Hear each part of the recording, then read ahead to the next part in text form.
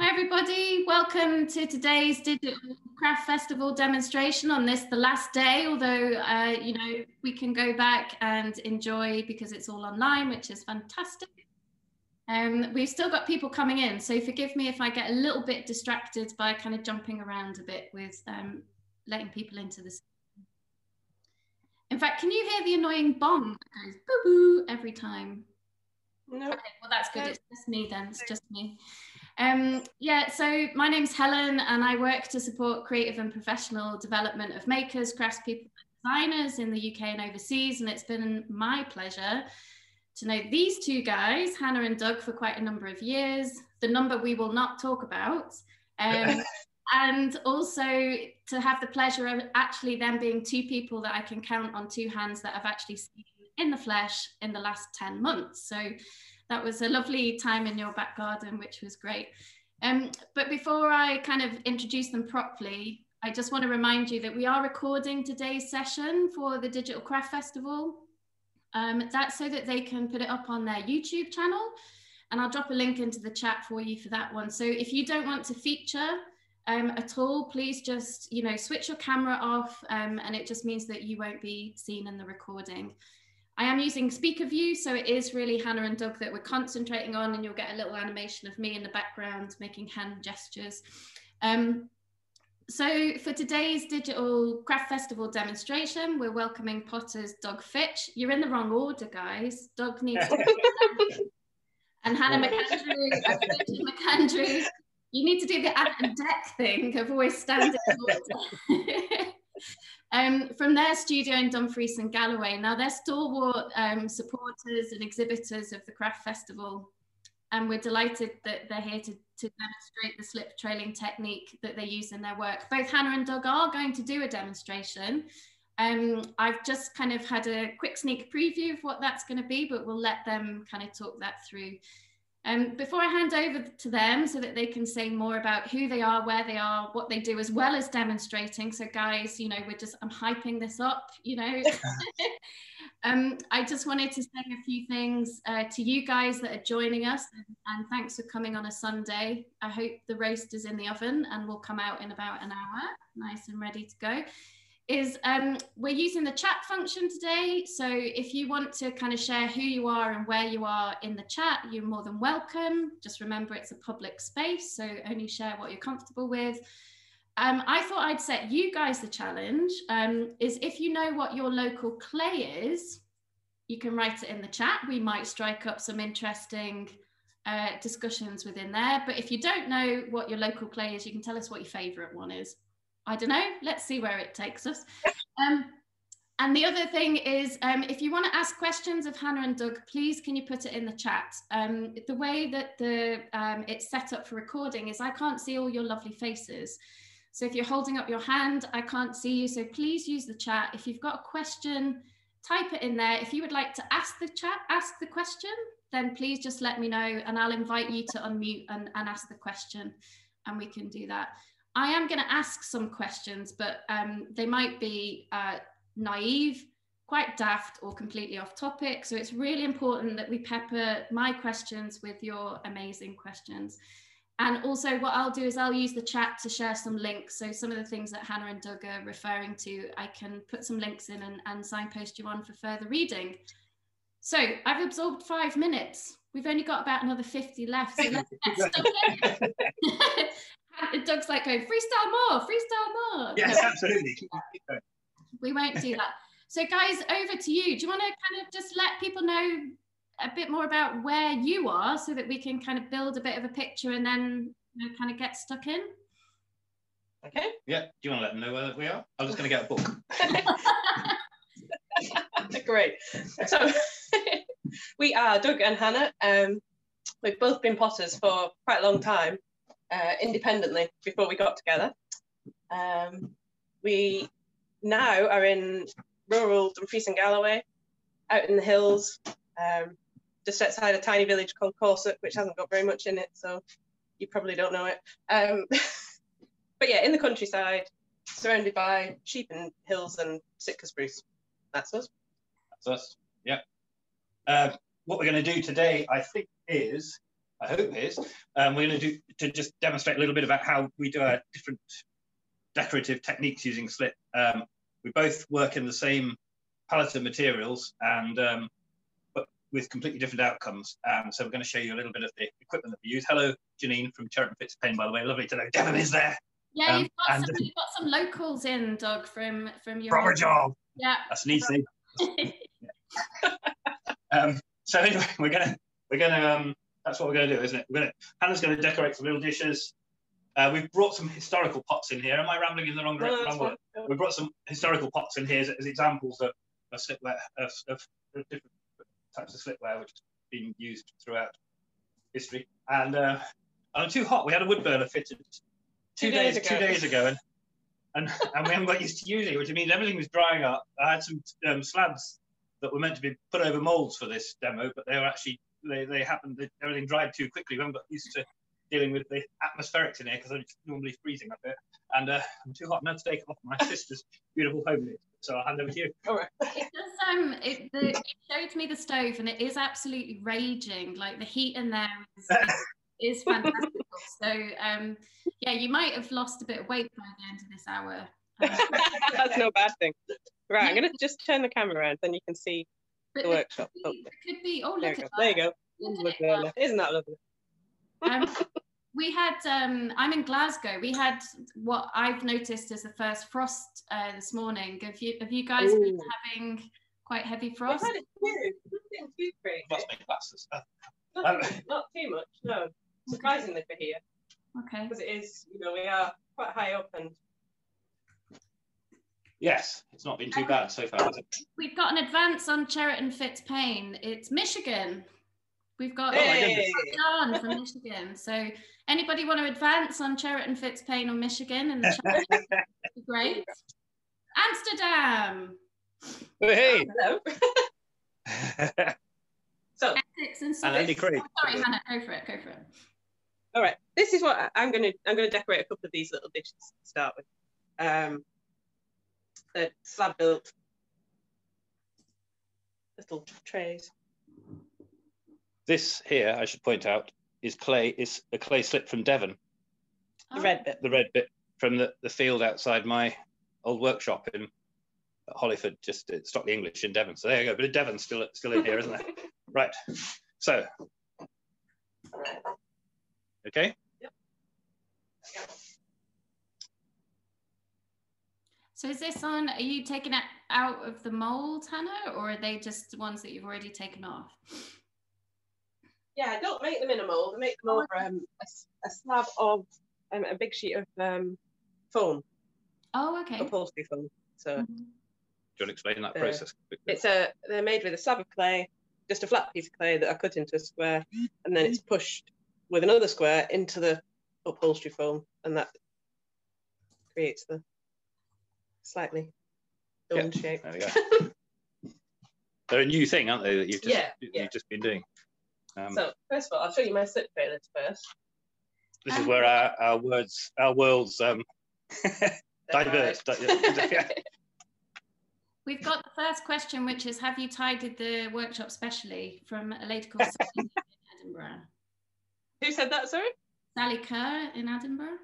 All right. Yes. Sort of. Yeah.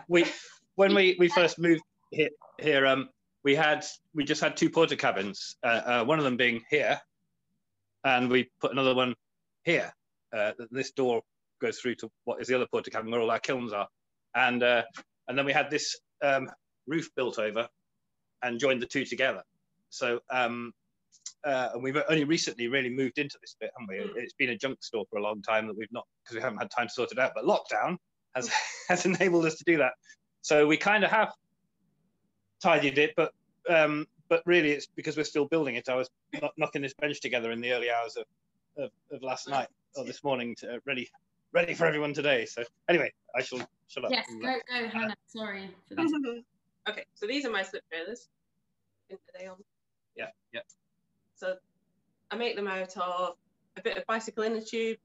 This is the cork from a demijohn, the ones that have the holes all the way through. And this is the top sort of 3 inches of well, this is a propelling pencil or the end of a biro. So that's wired onto the inner tube's wired onto the cork, and then it's all sealed with a bulldog clip at the other end and filled with slip. So it only takes a little bit of light pressure to let the slip rip, come out the end of the trailer. Do the different nozzles, Hannah, do they have like different diameters? So can you get finer lines and thicker lines? And yeah, and I only have the ones with the thicker ends, with the wider nozzles, I use for filling in shapes. I use the narrower ones for drawing the outlines, generally. Yeah. Not always, but so I'm gonna pop some slip onto this. Don't sit down, though. I can get a better angle from my seated position. Okay, so these are now leather hard, these little squares, so I can touch them, move them around without them bending. What's your clay of choice, Hannah? What are we seeing? This is from Valentine Clays, and it's their standard grog grade. Okay. Which is cheap and sometimes cheerful. But it's a red earthenware. It's what would traditionally have been used for slipware. Okay. Okay. And our slips here, this Hannah's putting on a black slip, high gay, and the black slip is simply made out of red clay with the addition of some iron oxide and some manganese dioxide, which are the oxides that give it the black. They stain it black. So we use we use a very basic palette of natural earth tones. Really, we use the black slip, which Hannah's just put on there. We have a white slip here, which is just a ball clay, just a pure white clay. We have a green slip, which is the white clay with the addition of a little bit of copper oxide to stain it green. And we use what we call the Hollyford clay, which is the clay from Devon out of the field at the back of my old workshop, which I dearly miss. I miss being able to step out the workshop and find clay. We step out the workshop here and we find stone, really, don't we? But there is some in the forest. We have found some clay up in the forest just up the road, and it is our intention to make a romantic blend of Galloway and Devon and in a slip, but we've not got that together yet, have we? Well, it's a nice challenge to have in 2021. I mean, you've got to hold some things back, for next year. Absolutely. Yeah, one thing at a time. Yeah. Blimey, it's warm in here. Might have to open the door. I can use the Zoom and stand outside. Right. So usually when I'm trailing things, I like to have a frame within which to work, especially with plates and dishes. So I pretty much always start with outlining the piece. And in this case, and in the same with a plate with a rim, I generally outline the rim as well, the inside of the rim, sorry. But of course, this being circular is not quite as straightforward. I'm going to come in here. Hannah has a very steady hand, and her handwriting, as you'll know, Helen, is immaculate, isn't it? Well, everything that Hannah does is immaculate. So I have a sample from the there we go. Christmas decorations. Love. That was, gosh, what year? 2014. Yeah. Just before we got married. Oh, there you go. Well, there we go. I picked it on purpose. What was your inspiration? Hannah, normally, what would you, I mean, it's great that Doug was saying about steady hand, but do you need certain conditions? Are you listening to music, the radio? Do you need silence? What? Silence would be bliss, Helen. Silence would be absolute bliss. Generally, it's children arguing and Peppa Pig, I would think. Not necessarily through choice. The charges are so detailed, and I was just kind of curious about the zone that, you need to get into to kind of go with that. And, do you find yourself in that state of flow that's often referred to?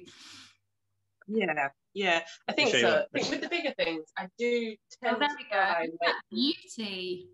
Wait for a quiet space. It's a scale, it's big. Just because, a dish like that will take, gosh, I don't know, an hour and a half maybe sometimes, depending just what's on them.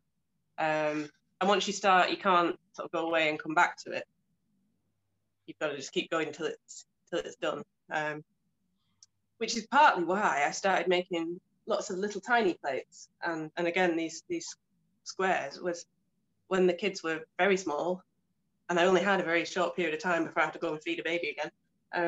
I needed something that I could decorate quickly and be done. Okay, that's good to so know. That's partly why they happen. Yeah. So I just show you this charger again very quickly. This was the title of this was Charger for Our Time, was it not? And you can see where the motif. Yes. The inspiration for the motif comes from. We all know that too well. Some of us better than others. Right. Okay. So I'm going to pop. Are you laughing? I'm laughing at Andy Craig. I was going to say, you know, Andy, that's a good point, Andy, about Spielberg. But then, you know, go for it, Hannah. Come on, show us. Give the people here what they came for. Right, here we go. So when I'm trailing, I'm not touching the surface of the pot with the nozzle of the slip trailer.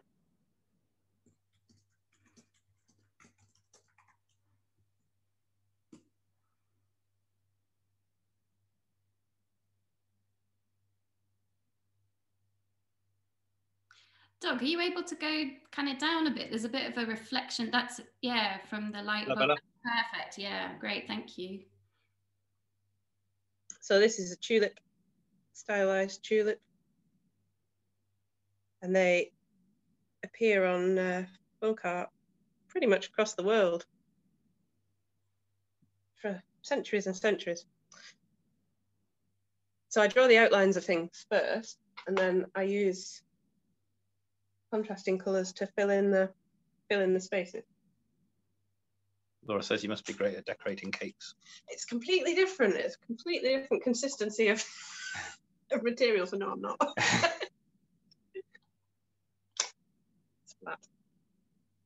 Normally, as Hannah mentioned, we normally have the two little ones. We've got two little ones.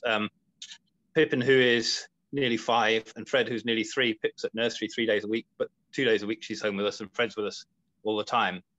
And so they're generally in the workshop. Through that door over there, we have everything that a potter's child could desire.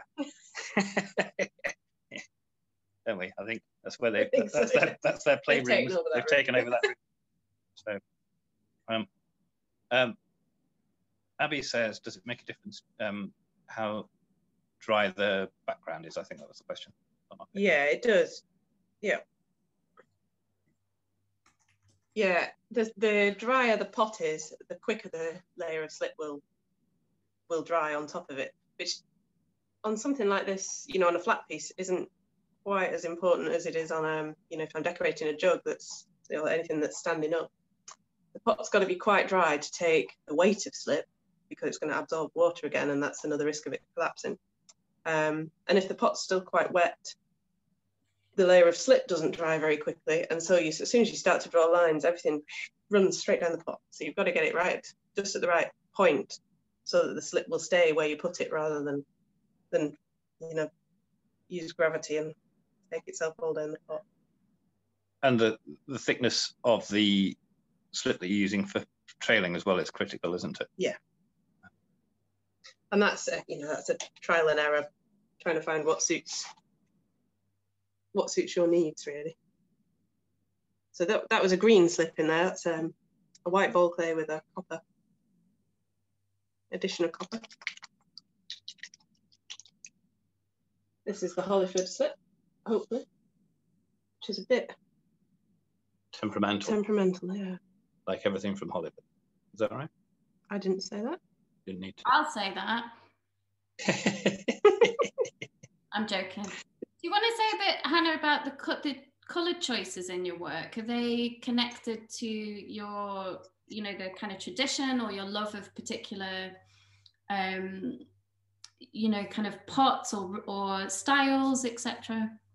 Mm-hmm. And the colours that we use are traditionally what would have been used across Britain making slipware, because that geologically this is what we have. Mm-hmm. kind of. We have red clays. We have slightly smaller amounts of white clays, so they were more precious. Hence, they were used for decoration rather than pots a lot of the time. And we had lead, which was what was used to make the glazes, and we didn't have the technology for high firing stonewares and salt glazes and the likes that were being done across Europe and far earlier than that in China and the Far East. Mm-hmm. I found a little picture here that might be helpful. I don't know. I don't take away from Hannah to it, but this is a little. Well, you can see that this is a little 17th century Staffordshire cup, which those sort of pots are the ones that you look at a lot, aren't they? And what's that book, Doug? Just so that people. This is there's an amazing collection of pots in the Potteries Museum in Stoke-on-Trent. And this is a catalogue really of their collection. It's quite hard to come by now. I think it's published by A&C Black and put together by a guy called David Barker, who's a great knowledge on all things historical and slip, isn't he? And also, this collection, if you go onto YouTube, here's a plug, and you put in Fitch and McAndrew, we have we have a YouTube channel, and there's actually a film on there. I think it was before we got together, isn't it? We used to go out and play together a lot, and we went to the Stoke Museum, and there's a film on there of these pots of us standing in front of this wall of amazing slipware, isn't there? Yeah. Somebody just asked about how you fill your trailers. Ah, right, yes.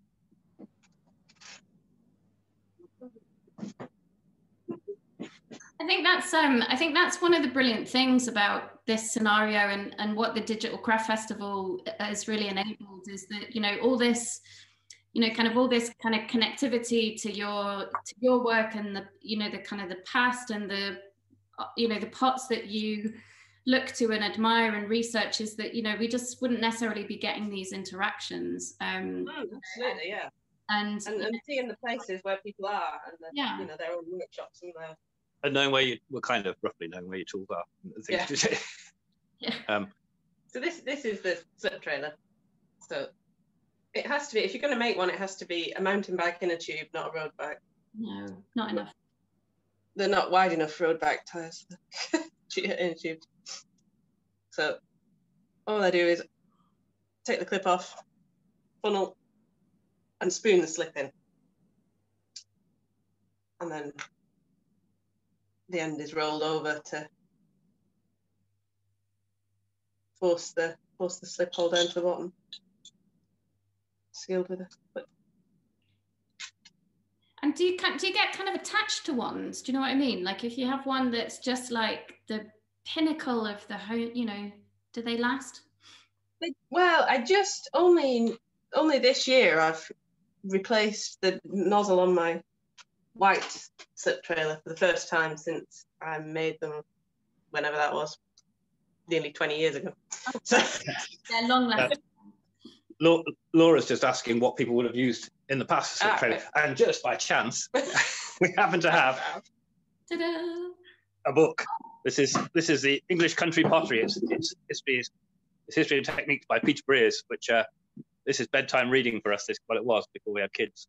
Now not, but I used to read this to Hannah, and we have a special kind of relationship, don't we? And so this is what people would have used. Actually, do you want to explain it, Hannah? You'll do better than me. This is a cow horn. Okay. With all the gubbins taken out the inside, whatever you find on the inside of a cow's horn, usually. I don't know. Yuck.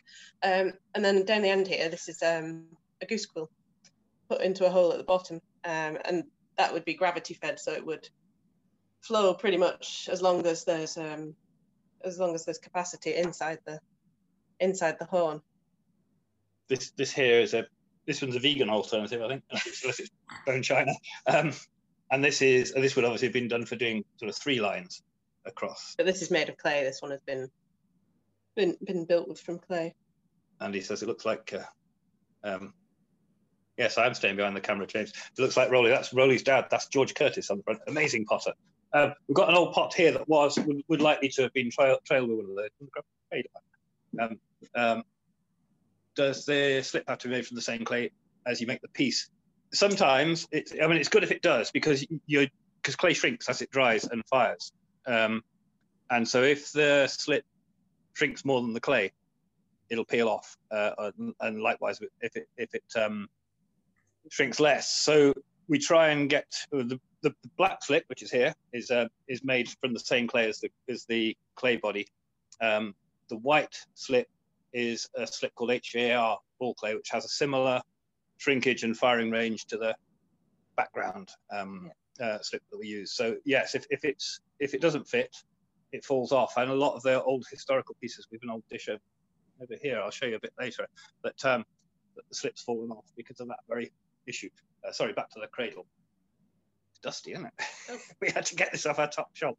So these would have been trailed with one of those slip trailers, probably a cow horn thing. And if you know the Toft dishes, the Thomas Toft, the old Staffordshire potter, made enormous, very highly decorated chargers. They were all decorated with a gravity feed slip trailer, so much more complicated than these sort of things. Sorry about the shadow. So with the gravity fed ones, Hannah, have you ever used them? Is it quite... No, I haven't. No, I haven't. No. Would you? No, I leave that to Doug. But you have just written a piece, haven't you? Yeah, I just written a little article for Claycraft magazine, which is all about different ways of slip trailing, different tools that can be used to do that with. So if any of you read Claycraft. And Graham Taylor. Yes. Of potted history. He sent some pictures, hasn't he? He makes reproduction pots and uses historical the historical tools that would have been used. So, okay. But he trails it on quite thick, doesn't he? Using it quite thickly. So do you do yours? Oh, I forgot how to do some. Doug's gonna have a go. Just quickly. What's the time, Helen? It's 1:30, so we're doing quite well. That's right. Good. We had a question about where'd you get the nozzles from, special ones for pottery. So maybe find us a bit later. So Hannah, do you just want to reiterate? The nozzles are just the ends of propelling pencils. They're right there. You're there, yeah. Can you see that one? This is a paper mate, I think. Yeah. Or just a biro that's had all the innards taken out and then they're cut off at the end. There's about 3 inches of that external bit of biro, if that makes sense. I don't think I have one that's I don't have one that's not attached. Yes, Hamish. No, we don't really have a problem with the copper burning out in the firing. I think with that, because we're relatively low temperature, aren't we? So see that. Oh. Yeah. I can't think what our percent. If drop us a line and I'll tell you what our recipe is. I can't just think what the percentage of copper in there is. And likewise, if we can help anyone at all, do drop us a line and we'll help if we can. I'm just trying to find. What's the best email address for you guys, or is it through social media? Either social media or there's a contact form on the website. So any of those methods is fine. Yeah. So, tractor going by. By contrast to Hannah's failures, I don't do very much slip training. Most of what I do is I make a lot of jugs. I jump for my favorite thing to make. So I make these kind of things, which aren't slip trailed. I don't have the same skills as Hannah. I used to slip trail a lot of my pots when I was a student, but I haven't done much slip trailing for a long time, other than flatware, which I'm going to demonstrate in a minute. But this is what I normally would do, which is made by rolling out lots of little coils of clay, which are then applied to the surface of the pot. And this one, I think there's a film of this one being made. Has gone on to our Instagram page. Yeah.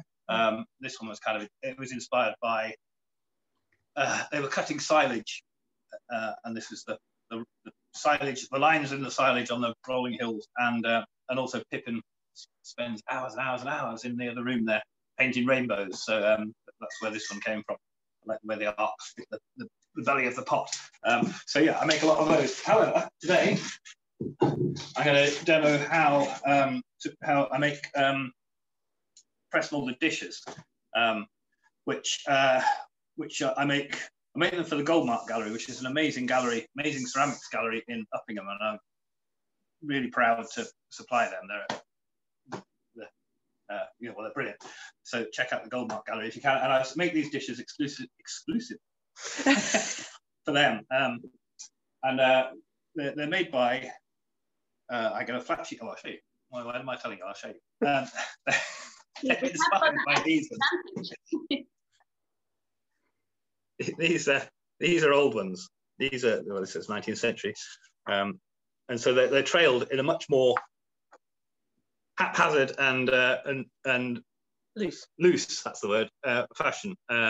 Again, I refer to handwriting. Hannah's handwriting is immaculate. Mine is illegible, and so this suits me to do this in this way, because if I try and do something tidy, it just doesn't work generally in life. And so I think scruffiness, messiness is a good form of expression. So I tend to use it and go with it. So anyway, that's what I'm going to do. Oops. These are some examples here that I've just sent to Goldmark. I had a whole stack of them, which I could have shown you, but we packed them up last week and sent them away, these have all gone to the Goldmark Gallery. And some of them, I noticed that they've put some of them online on their website now. But this is a selection of the dishes that I made, this is Claycraft magazine that I write a monthly diary for it, and Hannah has just written the thing about slip trails, so that'll be in the next issue. Historically, as well, this would have been done by the same method as I'm about to use. So poured slip, much quicker, much looser. I don't know what this was used for. This was a 19th century, made in Buckley in North Wales. And I will start in just a moment, but I'm going to show you this because because the pots are exclusive to Goldmark. The seconds have to be kind of smashed and thrashed and chopped, but occasionally, we'll keep one. This was one that a chunk came out of it, and so we use this one in the kitchen. So it's not the finest example, but with pots, they don't have to be the finest example. If you use them all the time, you become very attached to them. They become part of your life. And we roast potatoes and all sorts in this, don't we? We do. This was fired in there. Doug, what is the kind of success or failure rate with the kind of through the kilns? It depends if it's the electric kiln or the wood kiln, really. The electric kiln is far more successful in that they all come out. For me, the wood kiln, you maybe get more losses, but it's far more successful in that I really like the wood fire. Okay. That makes sense. So I don't think that really answered the question. But it's not. We lose a lot more. We lose a lot more in the wood kiln. Yeah. I tend to fire these right at the top of the kiln, in the wood kiln, because I like them when the top of the kiln is much hotter than the lower part of the kiln, and they take a really good hammering on the flame, and I think that gives them gives the black slit a really lovely iridescence that dust. Now this was made on a mould, which I was very lucky to be able to rescue some moulds made by Michael Cardew, who died in 1983. He was my great hero. I carry on talking, I'm going to have to do it. Michael Cardew was my great hero. He died in 1983. He had a pottery in Winchton in Gloucestershire, where he made slipware back in the 30s. He was Bernard Leach's first apprentice. And then he moved to Cornwall, to Wentford Bridge in the 40s, and set up pottery down in Cornwall. When Hannah and I first got together, we were trying to buy it, but sadly failed. However, I did manage to rescue from the ruins of Wentford Bridge pottery the moulds, these fire clay moulds. Coming over here. And this was Michael Cardew's mould. And I also managed to. They were in a number of different shapes. This was the master mould that they were made from. So here's one of the moulds. And this was the master mould that they were made from. And it's lovely because it has all the dimensions in Michael Cardew's fair hand on the back, which is something that gets me quite excited.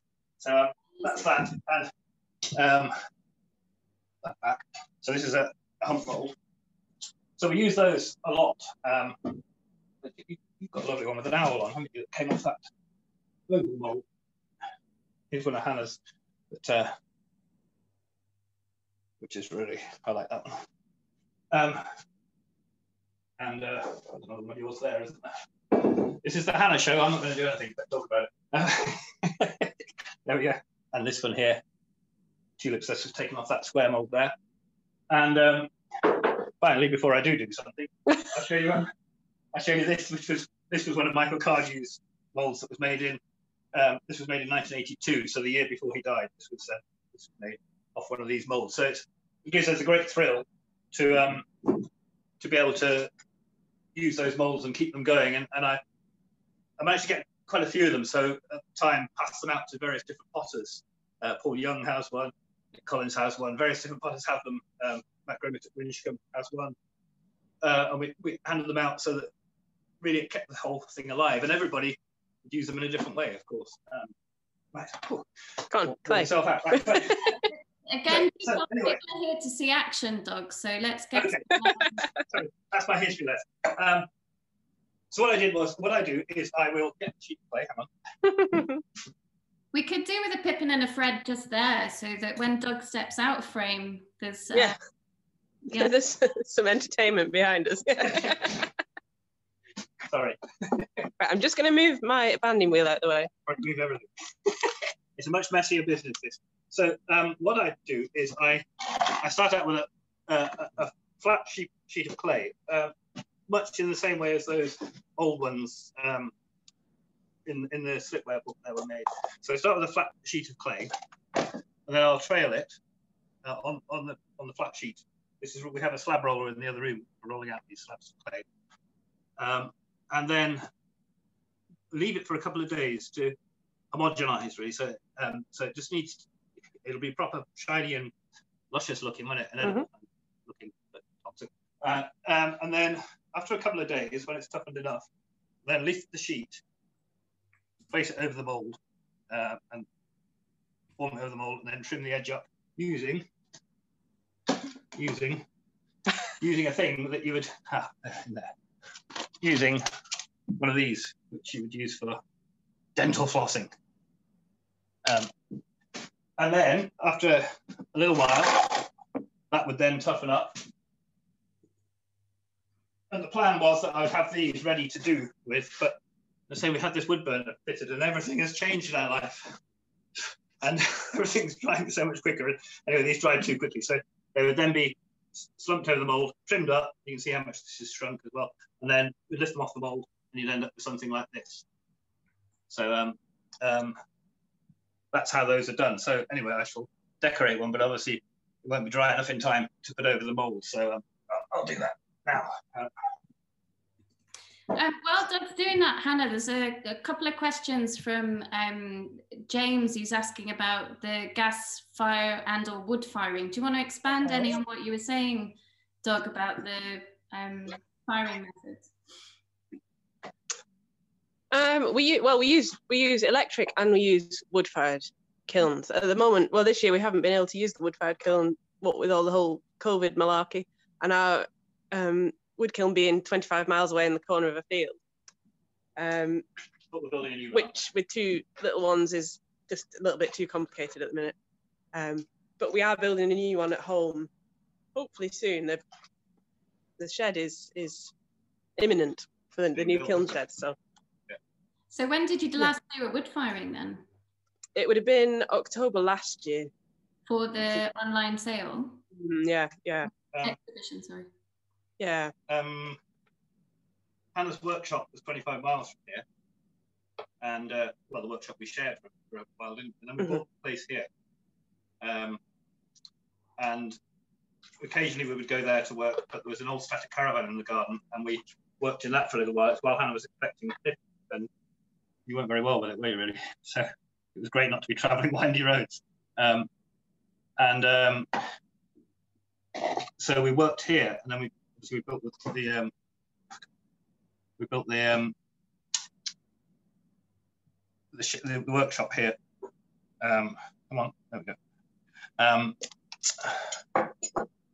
And we haven't yet had time to build the kiln, so it was fine when Pip was little and in a sling or whatever, we could go and do that, but it's just become impossible really to go and do that. We've got kiln bricks, we've got a kiln shed being built, and we're going to build a big wood kiln, aren't we? That's the plan, and then we'll be fully set up here. It takes such a long time to set up the workshop. I had my workshop all set up in Devon before I got lured up here by the loveliness there, and Hannah had her set up here, and of course we built this one as and when we could afford to do it. I need to be quiet, sorry.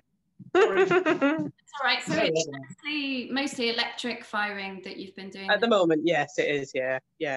And there was another question from James who was asking, how do you get the lovely green drips from the sprigs?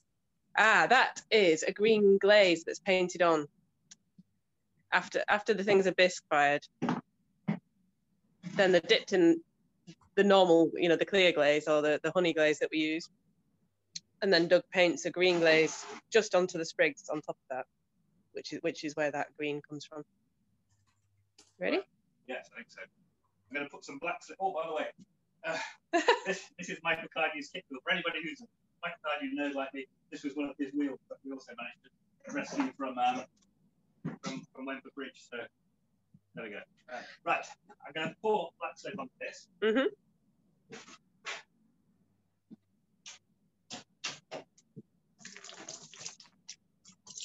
And there's nothing quite like wet slip. Absolutely. It is just the loveliest material. And it's the best part of the process, really, isn't it? Yeah. Once the slip's dried, I wouldn't say I'm not interested in it, but this is the most exciting bit, isn't it? I meant to bring the bucket of water as well. Not used to having so much space. Andy Craig, behave yourself. Show him this. Andy Craig. He'll know what I mean. Oh, there we go. Somebody was asking about equipment. Yes. Yeah, we would just always recommend Northern Kilns for anything. They make the best quality kilns, in my opinion. Their customer service is second to none. They're in Lancashire, where, that's great, isn't it? And they do reconditioned equipment as well. They do make their own wheels, I think, but they sell other people's wheels, and they sell reconditioned stuff. They're just fantastic. Highly recommended. Tell them we sent you. Yeah, like they're after sales. So Yeah. They've saved our bacon on numerous occasions. Yeah. I was also going to say, if there's anyone else attending today who's got recommendations for, is it Ananya? I hope I'm pronouncing that. I mean, please share, because, if we can do that today, then that's a great thing. I've put a link up for Northern Kilns, so. Thank you. Fantastic. Yeah, they're fab. Right, I better show you my slip trailers, haven't I? So by contrast, here we have this piece of marvellous engineering. This is a pot that... Can you see those well enough? Yeah, bring them. Yes, yeah, great. This was a little pot by an American potter, a friend of ours called Dan Finnegan, who I'm not quite sure what he was suggesting, but he gave this to Hannah, and it's an oil pourer. But I found out that you're shaking your head, by adding a goose quill, that changes the aperture at the end, which allows me to pour from it. I used to use this a lot, and I've just dug this out. I've not used this for a long time. This, and you can just make them out of anything. So this was made out of a milk carton with 3 miles of parcel tape wrapped around it. And this goose quill was given to me by an old chap who died quite a few years ago now, called Sidney Tustin, who was Michael Cardew's first apprentice at Winchcombe, who I became very friendly with. And he was an amazing slip trailer. So if you look up Sidney Tustin, you'll find some great pots by him. And he gave me this quill.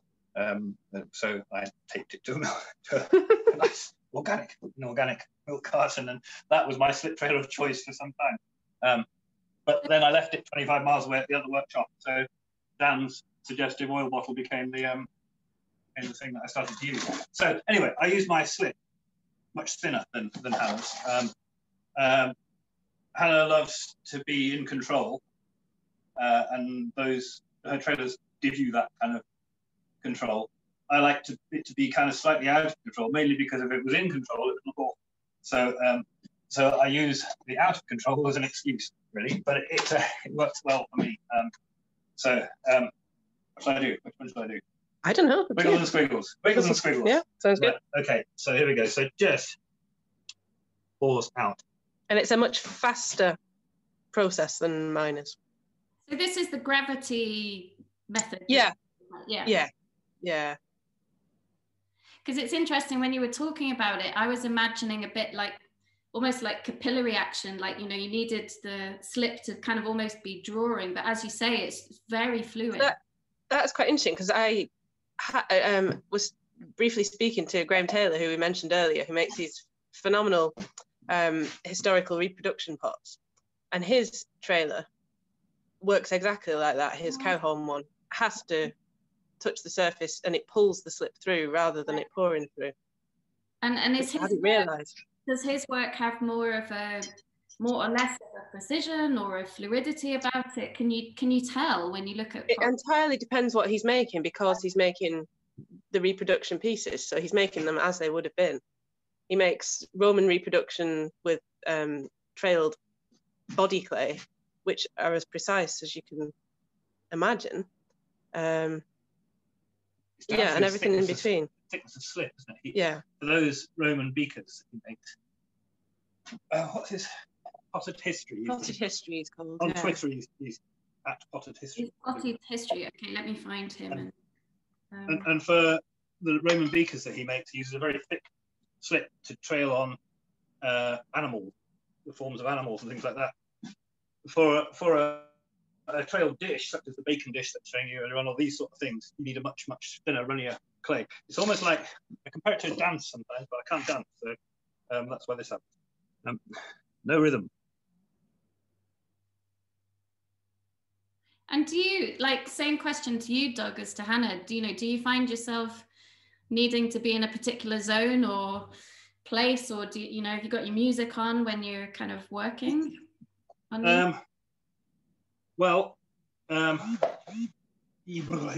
yes, kind of. I mean, this looks like a right mess at the minute, but when it's done, it won't. Even things like that become much more exciting when they're through. Look at this. So this is the sort of thing that sort of mark that Dylan Bowen, for instance, or Russell Kingston would get very excited about, and I get excited about that sort of thing. But they use this sort of thing to great effect.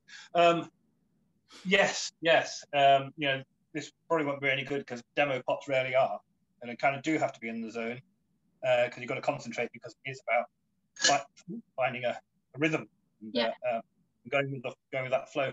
Music-wise, I'm afraid there are too many years between Hannah and me. Yeah, I used to, when I was in Devon, on my own, in my little workshop in Devon, the fall would be blaring out good and loud and beautifully, tunelessly. Keep demonstrating, Doug. Come on. But, You've got 9 minutes. I've got to make this last. But but Hannah isn't really a full fan. So there we go. So that would be that. And then I'd pop it down. I mean, it's not great at the moment.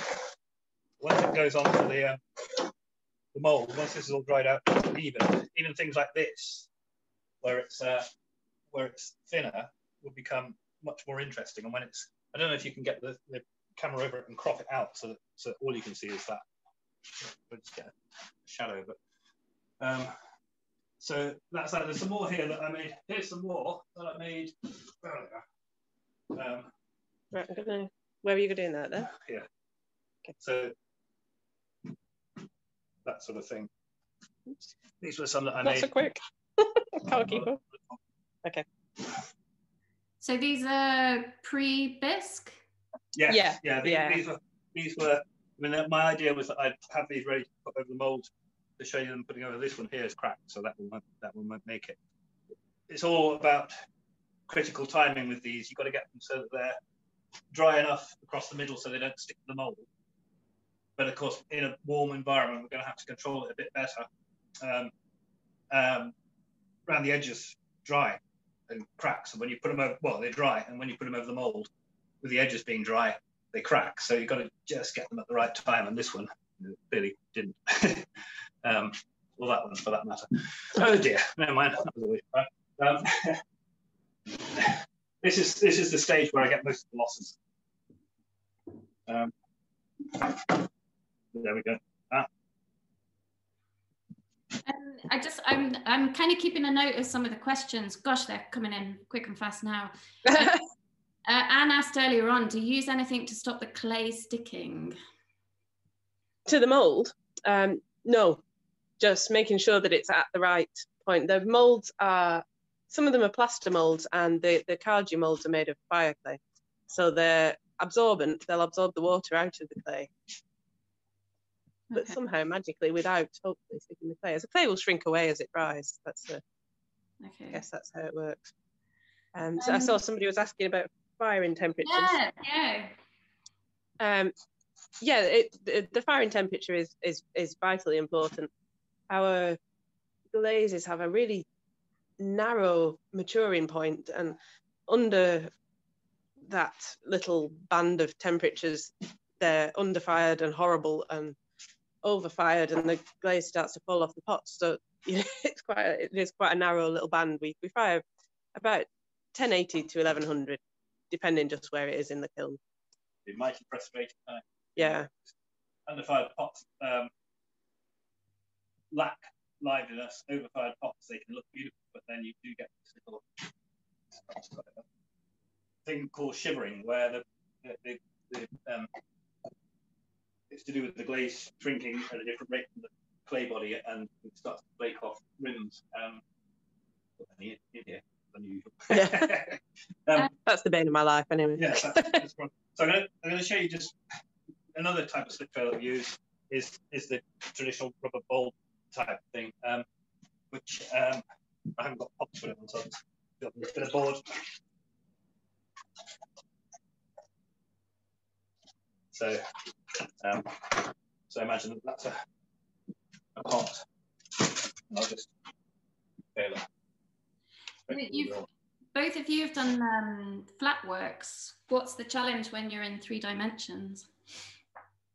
Like I was saying earlier, with the slip of the body of the clay, the pot, and the slip being the right thickness and dryness, if you're decorating something that's vertical, then your body of pot is too wet, the slip doesn't dry quick enough. And so anything that you draw on there has a tendency to just slip straight down the pot. So everything's got to be just right. The pot's got to be the right firmness, the slip's got to be the right thickness, the trailing slip's got to be the right thickness. So it's you've got to put it on at the right point. Sorry? It's the Goldilocks zone. Yeah. Yeah. Yeah, exactly. Because Florence is asking, why do you choose to apply the slip on the flat slab, Doug, rather than onto the formed piece? So presumably, Hannah, that's what you're doing, but when you're decorating. But yeah, Doug, why do you go the other way? Simply because I use the slips in a much more runny, fluid fashion. So if I did, they would just run down into the bottom of the dish. And I like the way that they get cut off. I like the way that the decoration gets cropped out. You don't know quite what you're going to get until you flip it over. I think you could have a future in kind of graphic design and publishing with the like the crops that you get on the proofs. My cropping is a bit inaccurate. Yeah. This is a wood-fired version. This has got roast potatoes still on it. This is another one that was cracked, so it couldn't get sent. It got overfired, but it has this wonderful iridescence to it, and the manganese in the black slip started to move. And all these pots, when they are high fired like this in the wood kiln, are probably much harder to sell, but they're the ones that excite me more than anything, really. So I'm looking forward to getting that wood kiln built. But yeah, that's the right one. Sorry. Another thing with excuse my language. Another thing with the slip trailing is you can't correct it once you made the mark. It's there, so you just got to go with it, really. Another practical question: when you're drying, do you cover the pots, the pieces, for the couple of days? Tend not to, unless it is particularly hot, in which case we might want to slow things down. And obviously, you know, that's very rare in Dumfries and Galloway. But just occasionally we might want to slow things down. If we made a pot that's got a handle on it, you might want to wrap it up overnight just to let the handle become the same level of dryness as the pot is. And right, we've got 2 minutes. Brilliant. Thanks for turning that round. I think that's great. Now, Laura's asked a brilliant question, which you need to answer in 2 minutes, which is, did you both know that you always wanted to be potters? Well, no, I wanted to be a painter. Should we turn the camera and we can both be on both got it. I wanted to be Hang a on, painter. let me work this out. out. Yes. I wanted to be a painter, and then when I was on my foundation course, went and visited Winchcombe Pottery and saw Eddie Hopkins, who was the main production thrower, selling along with us, but a real character, and he was demoing at Winchcombe Pottery, and I was just mesmerised by it. I thought, that's what I want to do. So that was when I was about 18. So yeah, since I was 18, so I've been making pots a long time. I should be better at it by now, shouldn't I? How about you? And I always wanted to make something, or, you know, do something creative. Apart from the brief period I wanted to be a vet. And I went to Manchester with the intention of doing jewellery, really. I did 3D design at Manchester Met, intending to do jewellery, but I couldn't stand the metalwork room and the noise, and it was in a really dark room, so lots of strip lights that were giving me migraines. But the ceramics workshop had huge, massive windows and lots of natural light, and it was calm, and there was a chap there called Alex McCurlin, who was just incredible, inspiring tutor, and really it's all his fault that I make pots. I would not be making pots if it wasn't for him. And he's been a huge help to us ever since, hasn't he? Yeah. He's one of our firing team. One of the many frustrating things about the lockdown thing is that he can't get up here, and we had great plans to build our new kiln with him. And we've not seen him for ages, have we, really? Yeah, probably getting on a year. Yeah. Amazing man, Alex McCurlin. Great potter too. Yep. Potter, writer. Yep. We use oh, hi Sarah. We use your Doug's up on the shelf here. Yeah. We use electric wheels and kick wheels. So Doug's got the big old Michael Cardew kick wheel over there in the corner. I don't know if you can quite see that. Covered in things. I've got here a lovely wood leach kick wheel, but we've both got electric wheels as well at the other end of the workshop. So they get used for different things, different tools, different things. Yeah. Brilliant. Well, we're at 1, and I feel like we could just keep going, but I know that, like, you guys have said you've done much longer demos, and, you know, like, let's stick to what we said we do. And also, I think we have to be aware that the festival's happening, so there's more demos and talks that you can go to and things like that.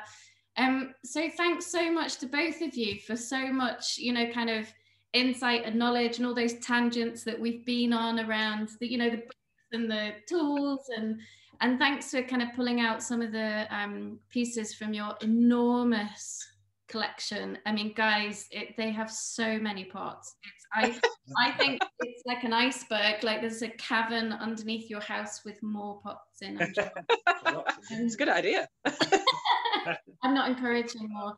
But thank you so much. And it's brilliant that today, you know, for this event, I was involved in another one, that everybody who's involved is just keeping the generosity of the craft festival going, which I think is, you know, we miss it so much. It's a great place to be, to meet, and, you know, even just the makers around the back of the marquee, having a cup of tea, taking a breath from the public, you know, and being in that space. So thank you so much. Well, thank you. And thank you to everyone who's come. I did the first ever Contemporary Crafts Festival at Bovey Tracy many years ago, so it's nice to, you know, still be involved in it. But thank you to everyone who's come, and yeah. And last little plug: Lindsay Mann necklace swap from Bovey Tracy Craft Fair many years ago. Oh, that's perfect. That's perfect. And there's lots of last little plug again. We've got Instagram, Facebook, YouTube, yeah, and Twitter. So come and join us. I put all the links in. So folks, if you're not familiar with Zoom, or, you know, you can save the chat. So if you're on a laptop, I can explain to you how to do it. Down in the bottom corner, there'll be 3 dots. If you just click on that and save chat, then you'll get a collection of everything that's been in there since you joined. If you can't find the chat, I tell you what to do. Let me just give you my email address. So I'm Helen. And you can email me, I'll save the chat and I can send it out. So all those useful links and all the links that we didn't get to, Hannah and Doug, that you kindly sent to me, I've just put all those in the chat as well and said, sorry, we didn't get here. But no, it's been absolutely brilliant. And the recording will be made, it'll go onto the Craft Festival YouTube. I've put a link in there so that you can have a look. But guys, just enjoy the rest of your festival attending today. We hope you had a great day yesterday and Friday, and keep in touch and keep supporting craft makers in the UK. It's great.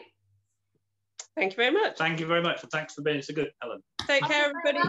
Take care. Bye. See you soon. Bye. Bye. Thank you. Bye.